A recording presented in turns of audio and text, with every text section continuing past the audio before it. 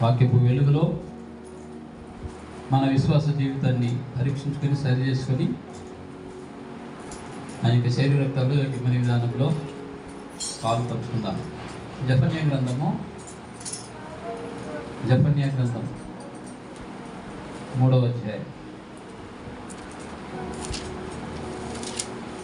జఫన్యా గ్రంథము 3వ అధ్యాయము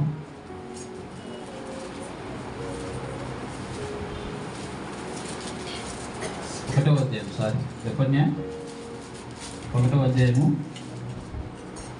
మొదటి 3 వచనాలు లేదా 4 వచనాలు మార్చి చదువుకుందాం. యూదా రాజుకు ఆమోను కుమారుడైన యోషియా దినములలో హిజ్కియాకు పుట్టిన అమర్యా కుమారుడకు గెదల్యాకు జననమైన కూషి కుమారుడకు జఫన్యాకు ప్రత్యక్షమైన యెహోవా వాక్కు.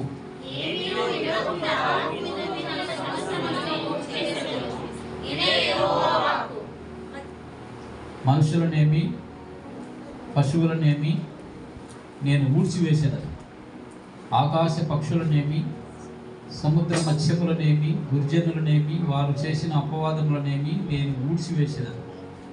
భూమి మీద ఎవరు లేకుండా మనుష్య జాతిని నిర్మూలన చేసేదను. ఇదే యెహోవా వాక్కు.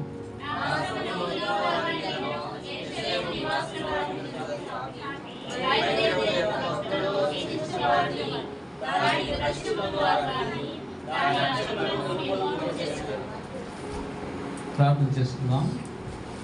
ప్రేమ కలిగిన మా ప్రియపరలోక తండ్రి, మధ్యాహ్న కాల సమయంలో మరి ఒకసారి నీ పాల్సండి అనిపిస్తున్నాం. మహాగణుడవు, మహోన్నతుడవు, పరిశుద్ధుడవు, నిత్య నివాసి గొప్ప దేవుడు ప్రభువా స్తోత్రము. పాపం లేని వాడవు, పాపం చేయని వాడవు ప్రభువా స్తోత్రము. మీరు ఎవడైనా నాలో పాపం ఉన్నదని స్థాపించగలడా అని ప్రశ్నించగలిగిన గొప్ప దేవుడు ప్రభువా స్తోత్రము. ఈ సన్నిధిలో ఏ విధంగా ఆరాధన చేయాలన్నటువంటి విషయాలు మీరు మాకు బయలుపరుస్తూ వచ్చినారు. ఆ విధంగా ప్రభు మరి మీ సన్నిధిలో మేము చేసినటువంటి ఆరాధనలు మీరు ఆగ్రహించినందుకే వందనాలు చెల్లించుకుంటున్నాం. ఇక తండ్రి మరి ఫలవర్తమానం కొరకే కావాల్సినటువంటి వాక్యం ప్రభు మరి జఫన్యా గ్రంథంలో నుండి మాతో మాట్లాడండి నాయన. మరి వినగలిగిన చెవులు, గ్రహించగలిగిన మనసు మాకు అందరికీ దయచేయండి. ఈ సన్నిధిలో భయము, భక్తి క్రమముగా మర్యాదగా జరిగించడానికి సహాయం చేయండి. యేసుక్రీస్తు ప్రభు నామమున ప్రార్థించి వేడుకుంటున్నాం తండ్రి, ఆమేన్. ప్రియమైనటువంటి దేవుని బిడ్డలారా, ఇక్కడ మనం చూసినట్లయితే అన్నీ ఏంటి, 2వ వచనం చూడండి. ఏమీ లేకుండా, భూమి మీద ఏమీ లేకుండా ఏంటంట, సమస్తము కూడా తుడిచివేస్తాడు. తుడిచివేయడం అంటే తెలుసా? ఏం తుడుస్తారు చెప్పండి? ఏం తుడుస్తారు? ఏం తుడవరా? తుడవరా? ఏం కూడా ఇల్లు తుడుస్తారు కదా. ఇంకేం తుడుస్తారు? వస్తువులు,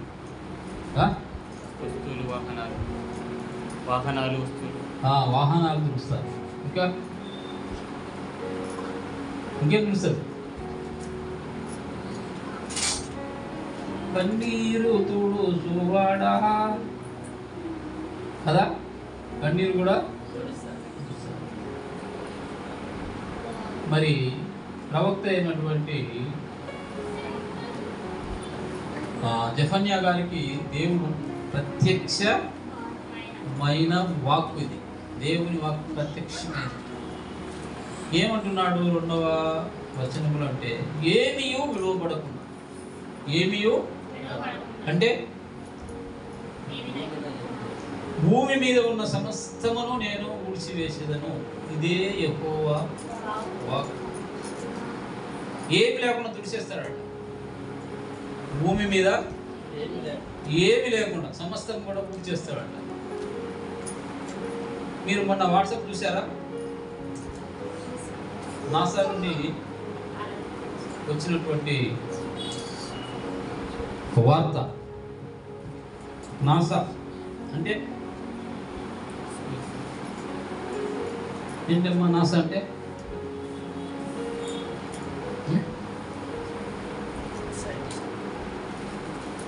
అమెరికా అంతరిక్ష ప్రయోగశాల, దానిని నాసా అంటారు. వాళ్ళు ప్రయోగాలు చేసి ఒక విషయాన్ని కనుగొన్నారు. 2032 డిసెంబర్ 22, 2032 డిసెంబర్ 22 భూమి అంతరించిపోతుంది. పోతుందా? పోదమ్మా. ప్రయోగశాలలో అంటే సైంటిస్ట్ కనుగొని చెప్పినటువంటి విషయం అది.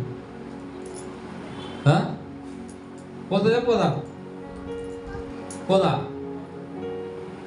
సరే, పోకుంటే మంచిదే, పోతే కూడా మంచిదే. 2012లో ఇలాంటి ఇంకో శాస్త్రవేత్త చెప్పాడు. ఏం చెప్పాడు అంటే, డిసెంబర్ 23, 2012 సంవత్సరము యుగాంతం వస్తుంది.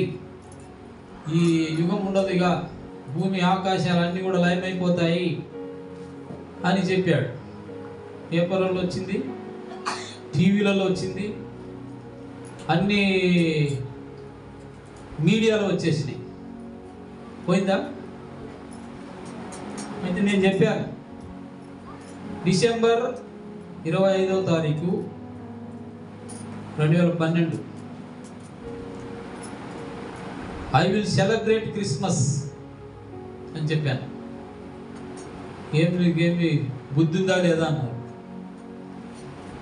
బుద్ధి ఉందో లేదో నీకే తెలుస్తుంది. నేను క్రిస్మస్ పండుగ చేసుకుంటాను 25వ తారీఖు నాడు డిసెంబర్ అని చెప్పాను. నీవు శాస్త్రవేత్తల కన్నా గొప్పవాడివా అన్నాను. నేను శాస్త్రవేత్తల కన్నా గొప్పవాడిని కాదు, బట్ ఇది జరగదు. ఏ శాస్త్రవేత్త అయితే ఇది చెప్పాడో ఇది జరగదు. అంత ఖచ్చితంగా నువ్వు ఎలా చెప్పగలుగుతున్నావు అన్నాడు.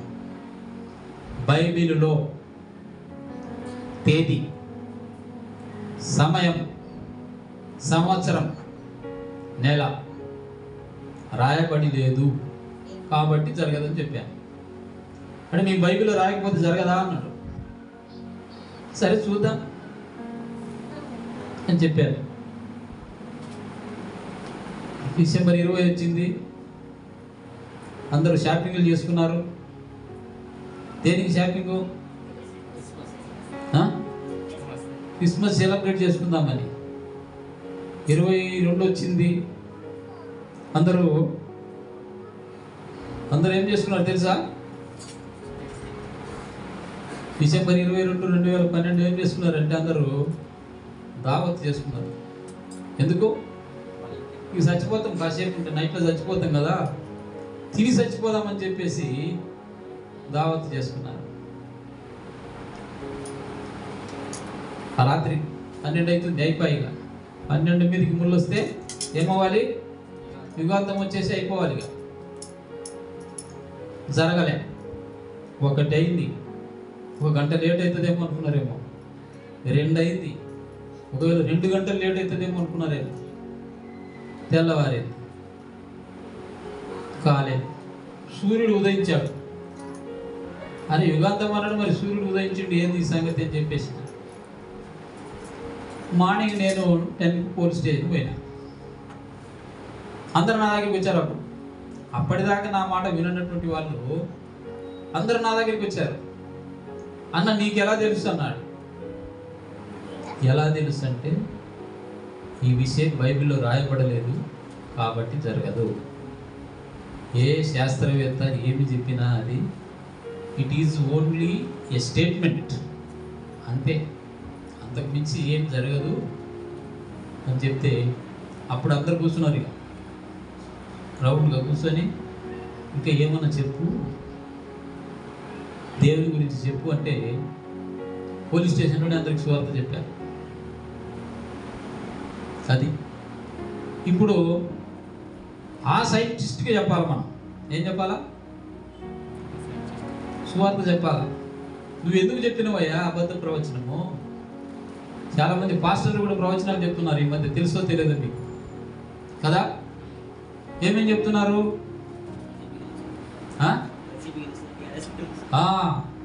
ఫలానా పార్టీ గెలవబోతుంది, ఫలానా ఆయన మళ్ళా ముఖ్యమంత్రి కాబోతున్నాడు.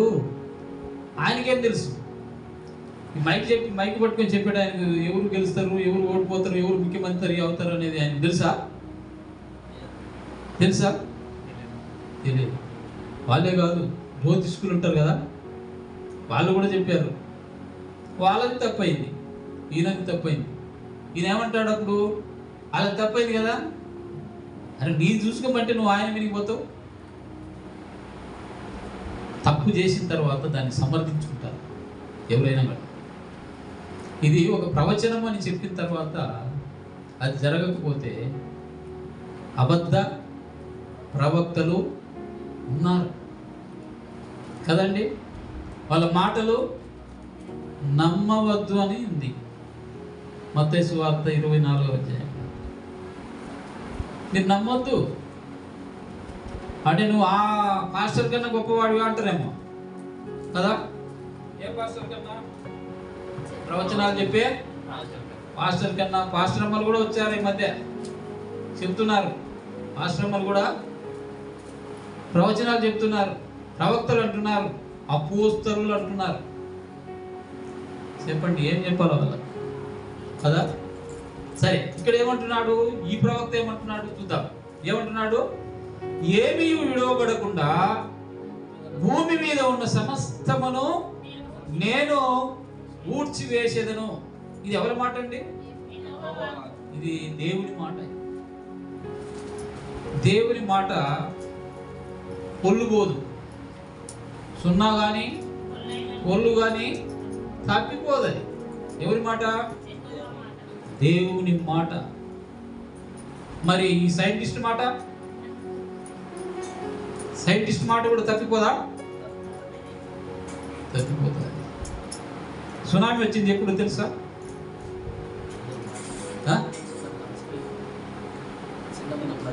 ఇంతకుముందే. అదే ఎప్పుడు? ఏమండి ఏమ్మా మీకు గుర్తుందా? సునామీ వచ్చింది 2006లో. 2006 డిసెంబర్ 26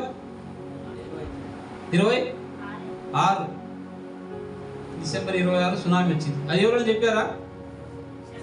చెప్పలే. మరి రాజకీయ నాయకుడు గెలుస్తాడని చెప్పిన ఆయన మరి అదెందుకు చెప్పలేకపోయాడు కదా. కాబట్టి మలేషియాలో ఒక గొప్ప రిచ్ మ్యాన్ ఆ సునామీలో చిక్కుకున్నాడు. ఆయన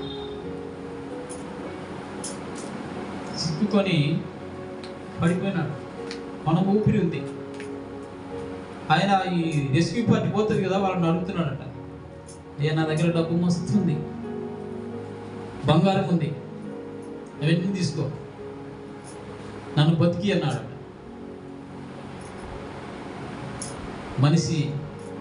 మనిషిని బ్రతికించగలడా? మనిషిని బ్రతికించగలడా? మరి ఎవరు బ్రతికించగలరు? దేవుడు మాత్రమే బ్రతికించగలడు. మరణము తప్పించుట యెహోవా వశము. ఆయన ఒకవేళ నీ లైన్, నీ గీత ఇంతవరకే గీస్తే అది ఎవ్వరు కూడా చేత కాదంతే. కనుక ప్రియమైనటువంటి దేవుని బిడ్డలారా, ఏమీ విడవబడకుండా భూమి మీద ఉన్న సమస్తమును నేను ఊడ్చివేసేదనని దేవుడు తెలియజేస్తున్నాడు. ఎవరికి? జెఫన్యాకు తెలియజేస్తున్నాడు. ఇంకేమంటున్నాడు తెలుసా? 3వ అధ్యాయంలో మనుషులనేమి పశువులనేమి నేను ఊడ్చివేసేదను, ఆకాశ పక్షులనేమి సముద్ర మత్స్యములనేమి, దుర్జనులనేమి, వారు చేసిన అపవాదములనేమి నేను ఊడ్చివేసేదను. భూమి మీద ఎవ్వరును లేకుండా మనుష్య జాతిని నిర్మూలము చేసేదను. దేవుని మాట, ఇది దేవుని మాట. కాబట్టి రాబోయే రోజులలో ఇది జరగబోతున్నాయి. సూచనలు జరుగుతున్నాయి, సూచనలు జరుగుతున్నాయి. ఏమేమి రాకడకు సూచనలు ఉన్నాయి? ఏమేమి సూచనలు ఉన్నాయి?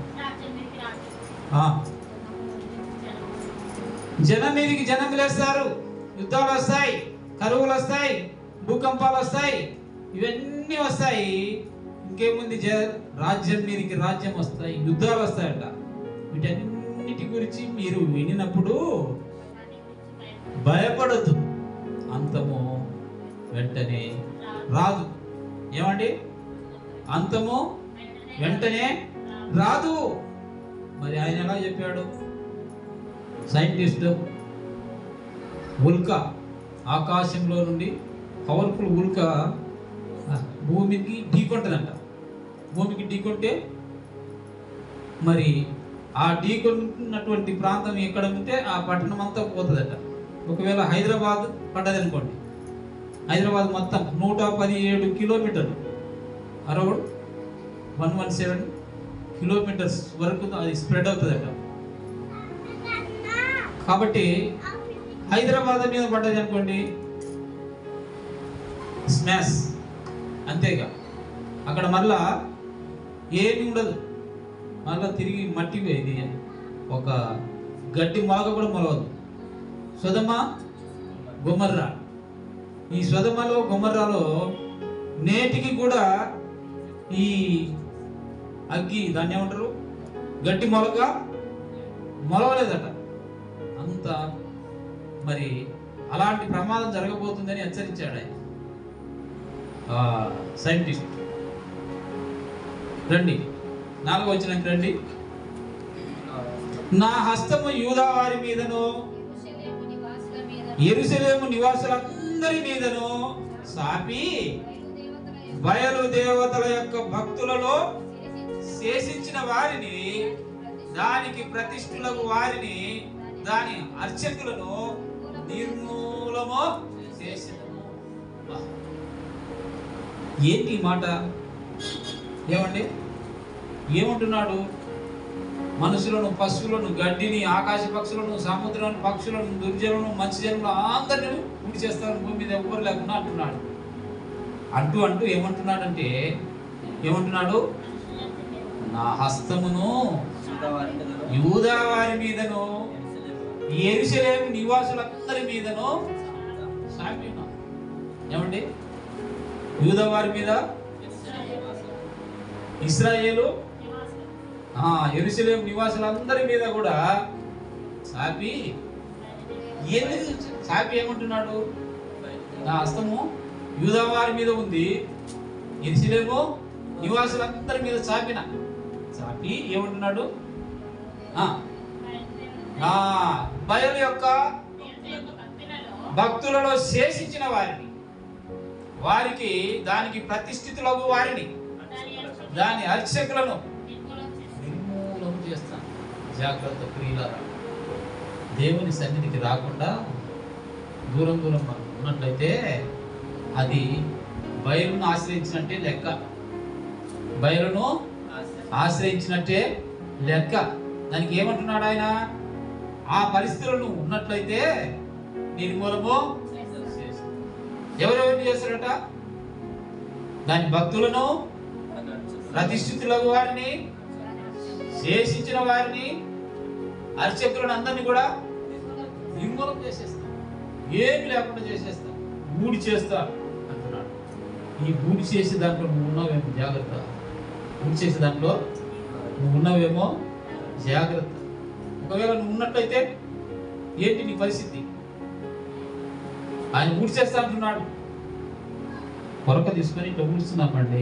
ఏమేమి ఊడ్చేస్తాము? అన్నం చెత్త అంతా, పనికిరాని వేస్ట్ అంతా కూడా ఊడ్చేస్తాను. అలాగే ప్రభు కూడా ఊడ్చేస్తానని తెలియజేస్తున్నాడు. ఒకవేళ ఆయన ఊడ్చే దాంట్లో ఉన్నవేమో చూసుకో. చాలా భయంకరమైనటువంటి విషయం. ఏ పరిస్థితుల్లో నిన్ను ఆ విధంగా ఊడ్చేస్తాడంటే బయలును ఆశ్రయిస్తా. బయలుకు నీవు నొక్కినట్లయితే, బయలు దగ్గరికి నీవు వెళ్ళినట్లయితే ఆయన కోపం వస్తుంది. దేవుని కోపం దేనికి వస్తుందంటే, నాకు చెందవలసిన మహిమను నీవు వేరే విగ్రహాలకు కానీ లేక బయలు కానీ నేను చెందనివ్వను. నా మహిమ నాకే రావాలి. నువ్వు వేరే దానికి మహిమ కొలిస్తే ఐ డోంట్ స్పేర్ యూ అంటారు. నేను నిన్ను వదిలిపెట్టేది లేదు. జాగ్రత్త. హెచ్చరిక చేస్తున్నాడు ప్రభు.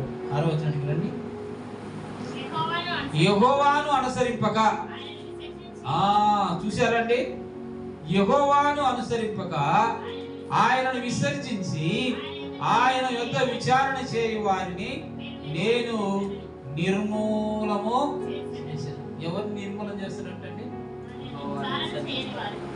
యెహోవాను అంగీకరించక లేక అనుసరించక ఆయనను ఫాలో అవ్వకుండా ఆయనను విసర్జించి ఆయన యొద్ద విచారణ చేయకుండా నేను నిర్మూలన చేస్తాను. నీ జీవితంలో నీకు ఏదైనా ఒకటి సంభవించిందండి, ఏం చేయాలి? నువ్వు ఏం చేయాలంటే you have to follow him. ఆయనను అనుసరించాలి. ఆయనను విసర్జించకూడదు. ఆయనను విసర్జించకూడదు. విసర్జిస్తే అంటున్నాడు, ఏమంటున్నాడు? నిర్మూలము చేస్తా, నేను నిర్మూలము చేస్తా అంటున్నాడు. చూశారా ప్రియులారా?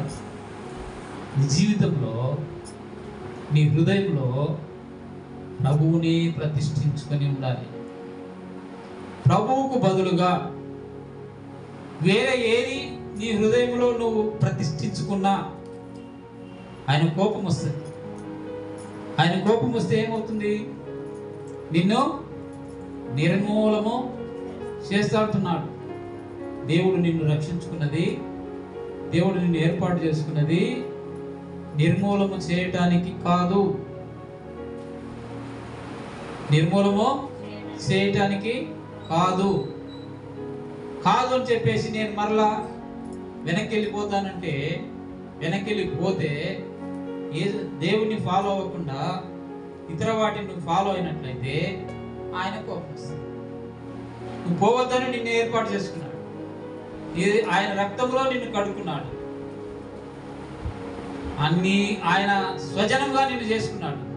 ఆయన నిన్ను స్వకీయ సామ్రాజ్యంగా చేసుకున్నాడు. ఇది మరిచి నువ్వు వెనకడుగేస్తే ఏమవుతుంది? ఆయన కోపం వస్తుంది. ఆయన కోపం వచ్చిందంటే నువ్వు నిర్మూలమైపోతావు. జాగ్రత్త ప్రియులారా. దేవుని సన్నిధిలో ఎలా ఉన్నది మన విశ్వాస జీవితం అనేది మనం పరీక్షించుకోవాలి. ఒకసారి 8వ వచనానికి రండి.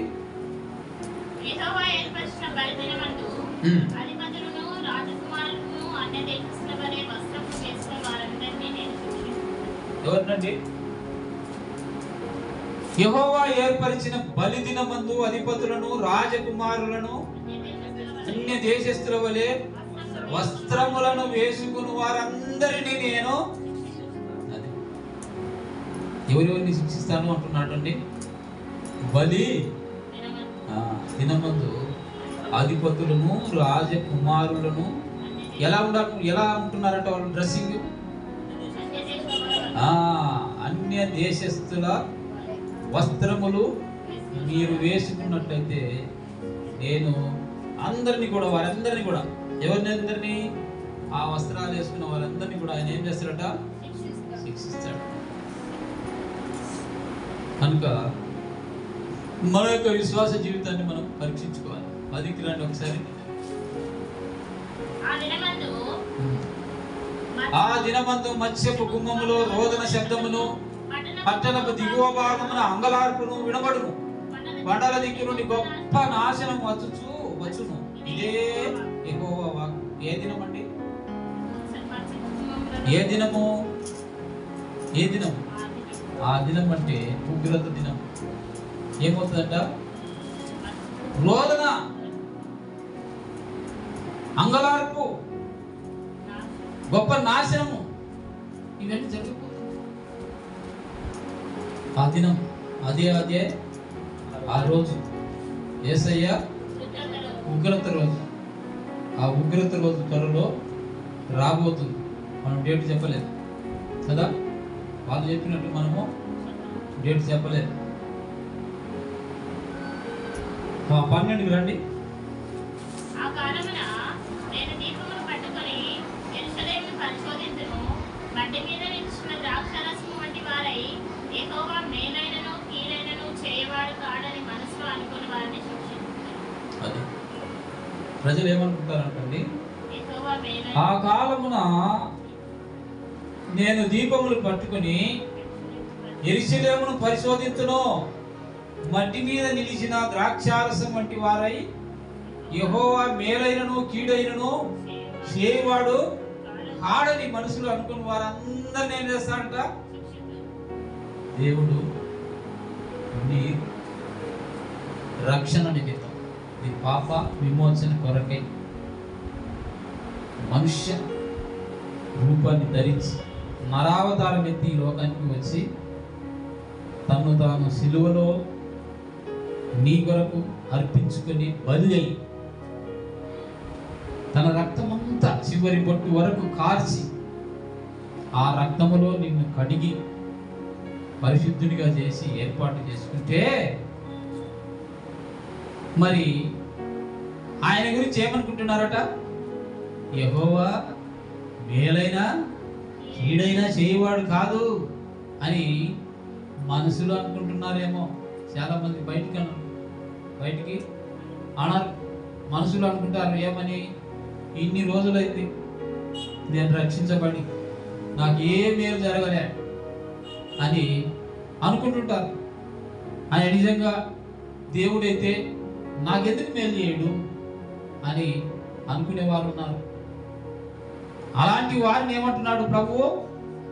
ఏమంటున్నాడు? యెహోవా మేలైనను కీడైనను చేయవాడు కాడని మనసులో అనుకుని వారిని నేను దేవుని గురించి ఒక్క మాట అయినా కూడా తూలనాడకూడదు. ఒక్క మాట అయినా కూడా తూలనాడకూడదు. జాగ్రత్త ప్రియులారా. 14 రండి ఒకసారి. యెహోవా మహాదినము సమీపమాయెను. యెహోవా దినము సమీపమై అతి శీఘ్రముగా వచ్చుచున్నది, ఆలకించుడి. పరాక్రమశాలురు మహారోదనము చేయుదురు. ఏం చేస్తారంటండి? ఎవరంటండి? పరాక్రమశాలు గొప్ప గొప్ప వాళ్ళే మహారోదన చేస్తారట. నీదెంత నాదెంత? ఇక చెప్పండి. ఏమంటున్నాడు? యెహోవా మహా దినము సమీపమాయెను. యెహోవా మహా దినము సమీపమాయెను. యెహోవా దినము సమీపమై అతి శీఘ్రముగా వచ్చుచు ఉన్నది. అది ఆ దినము వచ్చుచున్నది. పరాక్రమశాలుడు మహారోదన చేస్తారు.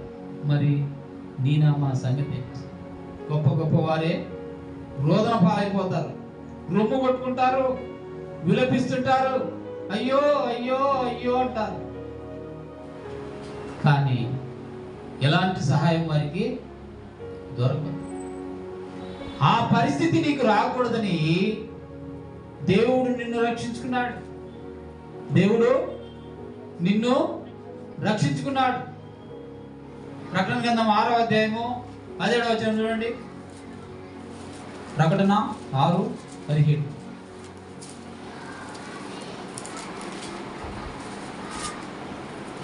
భూరాజులను గనులను సహస్రాధిపతులను ధనికులను బలిష్ఠులను ప్రతి దాసులను ప్రతి స్వతంత్రుడును కొండ గుహలలోను బండ సందులలోను కొండ గుహలలోను బండ సందులలోను దాక్కుని సింహాసనుడై ఉన్న వాని యొక్కయు గొర్రెపిల్ల యొక్కయు ఉగ్రత దినము మహాదినం వచ్చెను. దాన్ని తాళజాలిన వాడెవడు? ఎవరు తాళజాలిన వారు ఎవరు? ఆ మహాదినం ఉగ్రత దినం రాబోతుందండి. మహా అతిక్రమశాలులు కూడా పరాక్రమశాలులు కూడా కొండ సందులలోనికి బండ సందులలోనికి వెళ్ళి దాక్కుంటే రక్షించబడతారా? సేవ్ అవుతారా? కాలేరు కదా. అనక జాగ్రత్త ప్రియులారా. 14 వచ్చిన ఒకసారి, ఆ దినము ఉగ్రత దినము, శ్రమయు ఉపద్రవమును మహానాశనమును కమ్ము దినం, అంధకారమును గాఢాంధకారమును కమ్ము దినము, మేఘములను గాఢాంధకారములను కమ్ము దినం. అది అలాంటి దినం. అది ఆ పాట బాగుంది. అదే ఆ రోజు అని. ఆ రోజు ఏం చేస్తారు అనేది బాగా వర్ణించి పాడినట్టుంది రచయిత కదా. ఇవన్నీ కూడా మనము బైబిల్ గ్రంథంలో చూసినట్లయితే ఇవన్నీ జరగాల్సి ఉన్నాయి. ఆ దినం మహా ఉగ్రత దినం. ఆ దినమున మరి మనం అనుకుంటాం, నా వెండి నా బంగారం. చూడండి 18వ వచనం చూడండి. యెహోవా ఉగ్రత దినమున తమ వెండి బంగారములు వారిని తప్పింపలేకపోవును. రోషాగ్ని చేత భూమి అంతయు దహింపబడును. హఠాత్తుగా ఆయన భూనివాసులందరినీ సర్వనాశనము చేయబోతున్నాడు. మనము as a believer we have to prepare for going to heaven. ఒక విశ్వాసులుగా మనమందరము పరలోకం వెళ్ళడానికి సిద్ధపడి ఉండాలి. సిద్ధపడకపోతే ఏమవుతుంది? ఏం కాదా? చెప్పరేంటండి? సిద్ధపడకపోతే ఏమవుతుంది? విడిచిపెట్టబడతాం. సిద్ధపాటు లేకపోతే, కునికి నిద్రపోతే, మెలకువ లేకపోతే, ప్రభు దినము వచ్చినప్పుడు నువ్వు మేలుకొని ఉండకపోతే దేవుడు నిన్ను తొలగేసిపోతాడు. తొలగేసిపోయిన తర్వాత ఆయన వెంబడి పడతావా? వెంబడి పడలేవు. కనుక సిద్ధపడి ఉండాలి. అందుకే మనకు 10 మంది కన్యకల ఉపమానం చెప్తూ వచ్చాడు ప్రభు. 5 మంది ఏమో సిద్ధపడ్డారు, 5 మంది ఏమో సిద్ధపడలే. సిద్ధపడకపోవడం వలన వారు ఏమయ్యారంటే విడిచిపెట్టబడ్డారు. అయితే ఆ ఉగ్రత దినమందు మన వెండి బంగారములు మనలను కాపాడాలి. 2వ అధ్యాయం 1వ వచనం చూడండి, ఏమంటున్నాడు? సిగ్గుమాలిన జనులారా కూడి రండి, పొట్టు గాలికి ఎగురున్నట్లు సమయము గతించుతున్నది. విధి నిర్ణయం కాక మునిపే, యెహోవా కోపాగ్ని నీ మీదికి రాక మునిపే, మిమ్మును శిక్షించుటకై యెహోవా ఉగ్రత దినం రాక మునిపే కూడి రండి. దేవుని దినం రాబోతుంది. కోపాగ్ని భూమి మీదికి రాక మునిపే, దేవుడు మిమ్మల్ని శిక్షించక మునిపే, యెహోవా ఉగ్రత దినం రాక మునిపే మీరేం చేయాలండి? కూడి రావాలి. ఆయన సన్నిధికి రావాలి. ఆయన సన్నిధికి రావాలి. ఏ దినము ఆయన వస్తుందో మనకు తెలియదు. ఆ దినము ఎప్పుడు వస్తుందో మనకు తెలియదు. కాబట్టి ఆరాధన వర్తమానంలో మరి ఎప్పుడు, ఎక్కడ, ఎవరు, ఎలా ఆరాధించాలి? ఎక్కడ ఆరాధించాలి? ఎక్కడ? తర్వాత ఎప్పుడు విశ్రాంతి దినమందు, అమావాస్య దినమందు ఆరాధించాలి. దేవుడు 10 ఆజ్ఞలు ఇచ్చాడు కదా మోషే గారికి. 10 ఆజ్ఞల్లో ఒక ఆజ్ఞ ఉంది. ఏమిటిది? విశ్రాంతి దినమును పరిశుద్ధముగా ఆచరించుటకు జ్ఞాపకం ఉంచుకో. విశ్రాంతి దినమును పరిశుద్ధముగా ఆచరించుటకు జ్ఞాపకం ఉంచుకో. దేవుడు మనకు మన సొంత పనుల నిమిత్తము 6 రోజులు ఇచ్చాడు. ఎక్కడికైనా పో 6 రోజులు ఎక్కడికైనా పో, ఏ పనైనా చెయ్యి. 7వ రోజు మనది కాదు. 7వ రోజు మనది కాదు. మరి ఎవరిది? దేవునిది. దేవుని దినమును దొంగిలించినట్టు లెక్క. దొంగలను, అబద్ధికులను, వ్యభిచారులను, మోసం చేయ వారందరూ పరలోక రాజ్యములో ప్రవేశించరు కానీ ఎక్కడికి పోతారట? అగ్ని గంధకములతో మండు గుండములో పాలు పొందుదురు. ఇదే 2వ మరణం. ఏముంది లేండి, ఆదివారము పోయినాం, లేకపోతే లేదు. నిర్లక్ష్యం, ఇంత నిర్లక్ష్యం. మనం పైన చదువుకున్నాం ఏమని? ఆయన ఏం చేయలే, ఏమన్నా చేస్తాడు అనుకుంటాం. ఆయన కీడు చేసేవాడు కాదు, మేలు చేసేవాడు కాదు. ఏమవుతుందిలే ఒకరోజు పోకపోతే అని అనుకుంటాం. దాని పర్యవసానము, దాని ఫలితము తర్వాత మనం అనుభవిస్తాం. అది మనకు తెలియదు. దాని గురించి మనము ఆలోచన చేయం. ఎందుకు? అది ఆ రోజు పోనందుకు ఇది ఈ రోజు వచ్చింది అని మనము ఆలోచన చేయం. కాబట్టి మేలైనను కీడైనను చేయవాడు కాదు అని అనుకుంటాం. అనుకుంటారా లేదా? కదా, మనసులో అనుకుంటారే. అనుకుంటే దేవునికి తెలుస్తుంది. మన మనసులో అనుకునేది దేవునికి తెలుస్తుంది. అది నీ మనసులో మాట రాకముందే ప్రభువుకు తెలుసు. కాబట్టి మరి దేవుని సన్నిధిలో ఏమంటున్నాడు? 2:1 సిగ్గుమాలిన జనులారా అంటున్నాడు. చదవండి.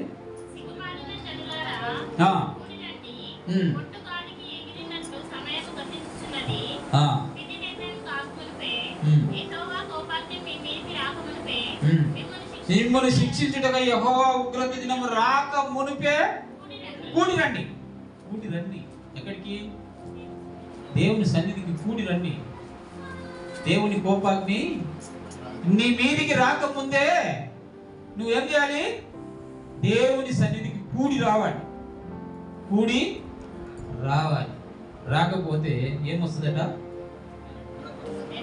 కోపాగ్ని నీ మీదికి వచ్చి నిన్ను ఉగ్రత దినమున శిక్షిస్తుంది. దేవుని శిక్ష నీ మీదికి రాక మునిపే నీవు ఏం చేయాలండి?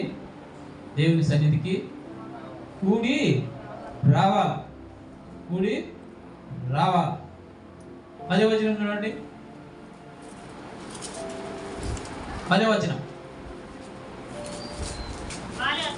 వారు అతిశయపడి సైన్యములకు అధిపతి యెహోవా జనులను దూషించిరి కనుక వారి గర్వమును బట్టి ఇది వారికి. చూసారా? ఒక చిన్న మిస్టేక్ మనల్ని ఇన్ని విధాలుగా శిక్షించడానికి దేవుడు దాన్ని మన మీదకి అనుసరిస్తే మనకు ఇచ్చిందనుకో, అలౌ చేసినాడు అనుకోండి, ఏంటి పరిస్థితి? దేవుడు అంటే లెక్కలేని తనం. విశ్రాంతి దినం అంటే లెక్కలేని తనం. కాబట్టి ఎలా ఉన్నది మన విశ్వాస జీవితం అనేది మనం పరీక్షించుకుంటూ మరి ఆయన సన్నిధిలో ఉండాలి. 3:1 చూడండి. 3:1 పుష్కరమైనది భ్రష్టమైనది అన్యాయం చేయునది నాకు పట్టణమునకు శ్రమ. అంటే పట్టణానికి శ్రమ కాదండి, పట్టణంలో ఉన్న మనుషులకు శ్రమ. ఎవరు ఆ మనుషులు? పుష్కరమైనటువంటి వారు, భ్రష్టమైనటువంటి వారు, అన్యాయం చేయువారు. వారికి శ్రమ. వారికి శ్రమ. వారు ఏం చేయారట తెలుసా అండి? వారు దేవుని మాట ఆలకించరు, శిక్షకు లోబడరు, దేవుని యందు విశ్వాసం ఉంచరు, దాని దేవుని యొద్దకు రాదు. అంటే వారు దేవుని యొద్దకు రానటువంటి పరిస్థితి. ఒక ఆదివారం మిస్ అయినామనుకో, రెండవ ఆదివారం మిస్ అయినామనుకో, ఆయన ఏం పోతావులే అనుకుంటాం. అంతేనా కాదా? అవునా కాదా? కాబట్టి దేవుని సన్నిధిలో దేవుని ఆజ్ఞ అతిక్రమిస్తే ఏమవుతుందండి? దేవుని ఆజ్ఞను అతిక్రమిస్తే ఏమవుతుంది? మరి విశ్రాంతి దినమును పరిశుద్ధముగా ఆచరించుట మరిచిపోవద్దు అనేది దేవుడు తన స్వహస్తముతో వ్రాసి ఇచ్చినటువంటి ఆజ్ఞ. అది స్వహస్తముతో వ్రాసి ఇచ్చినటువంటి ఆజ్ఞ. ఆ ఆజ్ఞను అతిక్రమిస్తే పాపం.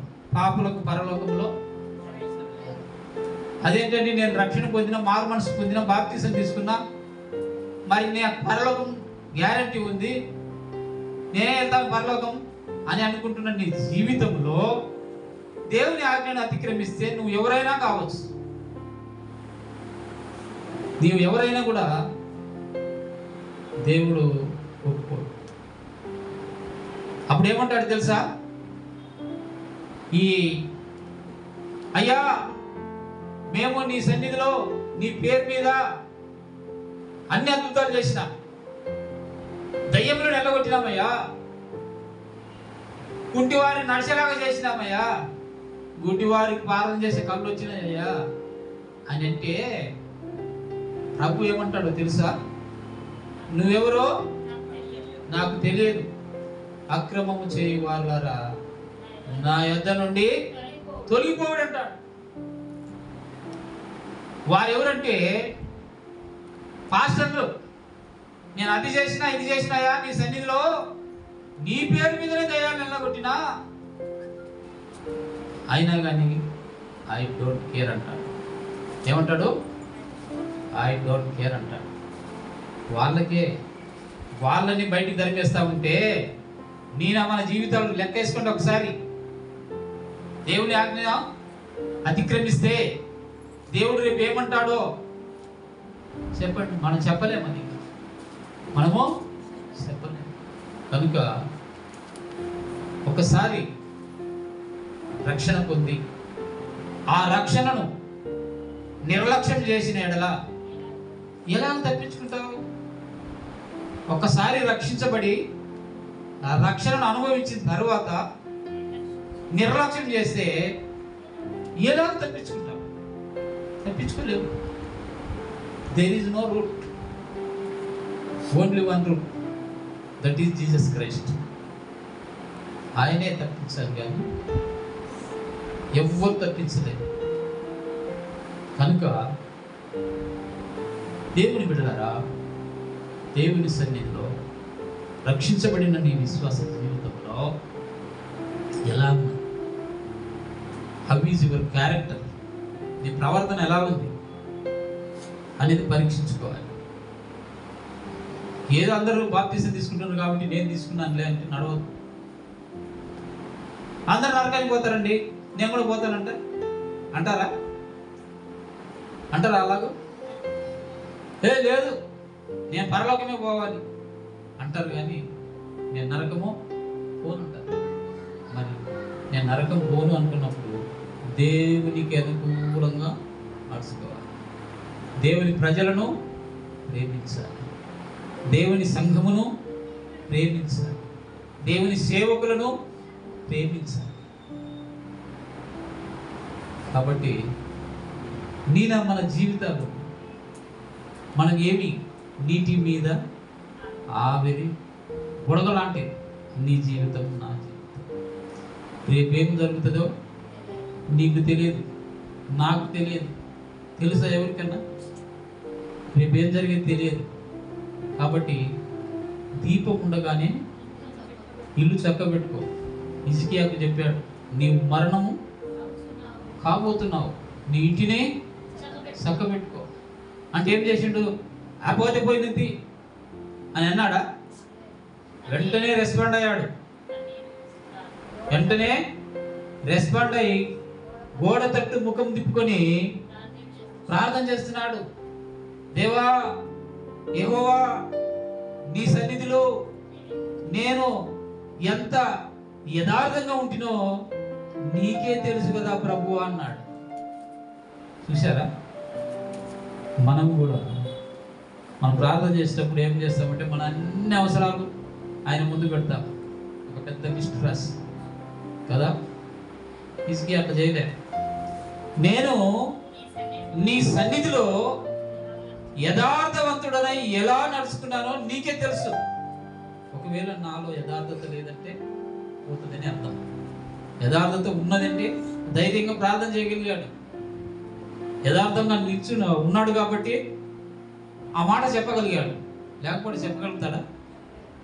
అది మనం కూడా మన జీవితంలో యథార్థంగా ఉండాలి. యథార్థంగా ఉండాలి. 8వ వచనం చూడండి.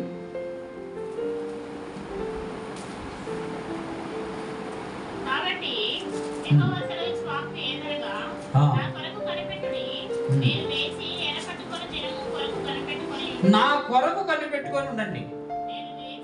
నేను లేచి ఎరపట్టుకొని దినము కొరకు కనిపెట్టి ఉండుడి. నా ఉగ్రత కోపాగ్నిని అంతటిని వారి మీద కుమరించుటకై అన్యజనులను పోగు చేయుటకును గుంపులు గుంపులుగా రాజ్యములను సమకూర్చుటకును నేను నిశ్చయించుకుంటుని. నా రోషాగ్ని చేత భూమి అంతయు కాలిపోవును. భూమి కాలిపోతుంది. భూమి అంతా కాలిపోతుంది. భూమి కాలిపోతే భూమి మీద ఉన్నటువంటి మనం ఎలా ఉంటాం? ఇక భూమి మీద ఉన్న మనమి మన పరిస్థితి ఏంది?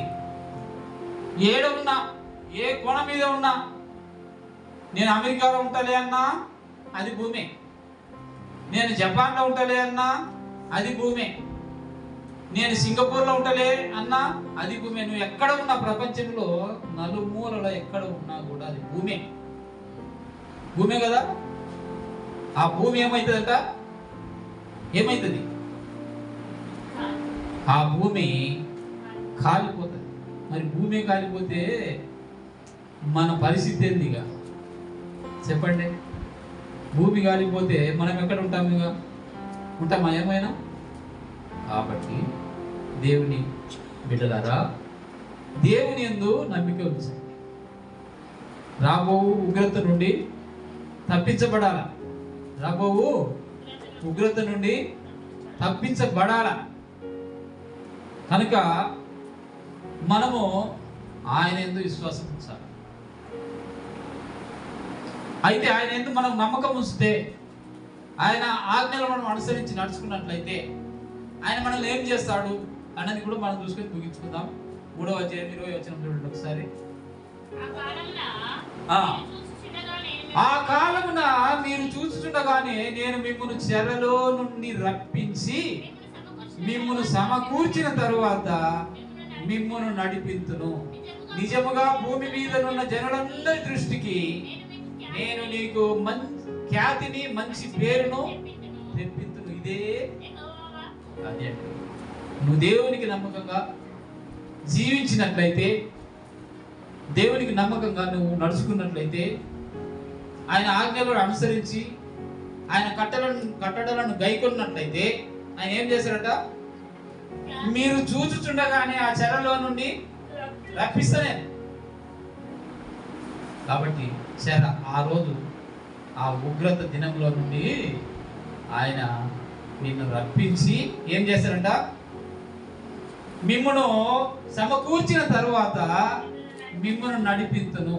నిజముగా భూమి మీద ఉన్న జనులందరి దృష్టికి నేను మీకు ఖ్యాతిని, మంచి పేరును తెప్పిద్దాము. అది మంచి పేరు తెప్పిస్తాడట. ఎందుకు? ఆయన మాట అనుసరించి ఆయన ఆజ్ఞలను గైకొని నడుచుకుంటూ వలన. 19 చూడండి. ఆ కాలమున ఆగండి. చూసారా ప్రియులారా? ఆ కాలమున నిన్ను హింస పెట్టి వారందరినీ కూడా నేను శిక్షిస్తా. ఎవరు నిన్ను ఆ కాలం హింసిస్తారండి? కాబట్టి దేవుని సన్నిధిలో నువ్వు నమ్మకంగా ఉంటే నిన్ను శిక్షించక నిన్ను కాపాడి వారిని శిక్షిస్తారట. ఎవరిని? నీకు అగైన్స్ట్గా ఉన్నటువంటి వారు. ఆ కాలమున నిన్ను హింస పెట్టి వారందరినీ నేను శిక్షించును, కుంటుచు నడుచు వారిని నేను రక్షించును, చెదరగొట్టబడిన వారిని నేను సమకూర్చుదును. ఏ ఏ దేశములలో వారు అవమానమునందిరో అక్కడ నెల్ల వారిని ఖ్యాతిని మంచి పేరును కలుగజేస్తారు. కాబట్టి ప్రియమైనటువంటి సహోదరి సహోదరులారా, మరి దేవుని ఉగ్రత దినము రాక మునిపే మనము సిద్ధపడి ఉండాలి. నేను వచ్చినాక సిద్ధపడతానే అనుకుంటే కుదరదు, టైం ఉండదు కదా. ఐదు మంది ఏమో సిద్ధపడి ఉన్నారు. పెళ్లి కుమారుడు రాగానే ఆయనను ఎదుర్కొన్నారు. సిద్ధపడలేక నిద్రపోయి అలసైపోయినటువంటి వారు ఏమైపోయినారు? ఊర్లోకి వెళ్ళాడు. సిద్ధపాటు లేనందువలన, నిద్రపోయినందున వారికి ఏం చేశారండి? ఊర్లోకి వెళ్ళారు. ఊర్లోకి వెళ్ళి ఏం చేశారు? నూనె కొనుక్కొని వచ్చారు. తలుపు వేయబడింది. బయట ఉన్నారు, తలుపు కొడుతూ ఉన్నారు. అయ్యా తలుపు తెరువు, అయ్యా తలుపు తెరువు అంటే లోపల నుండి శబ్దం, మీరెవరో నాకు తెలియదు. కాబట్టి ఎంత ఘోరం అండి ఆ మాట. మీరెవరో నాకు తెలియదంటే చాలా అవమానకరమైనటువంటి విషయం అది కదా. కనుక సిద్ధపడినటువంటి వారేమో లోపలికి వెళ్ళారు. సిద్ధపడిన వారికే గొర్రెపిల్ల విందు. సిద్ధపడిన వారికి మాత్రమే గొర్రెపిల్ల విందు. నిర్లక్ష్యంగా ఉన్న వారికి, నిద్రపోయే వారికి ఏముందండి? విడవబడతారు. విడవబడి పాతాళములో, అగ్నిగుండములో పడవేయబడతారు. ఆ పరిస్థితి మనకు రాకుండాను గాక. అందరం మోకరించండి.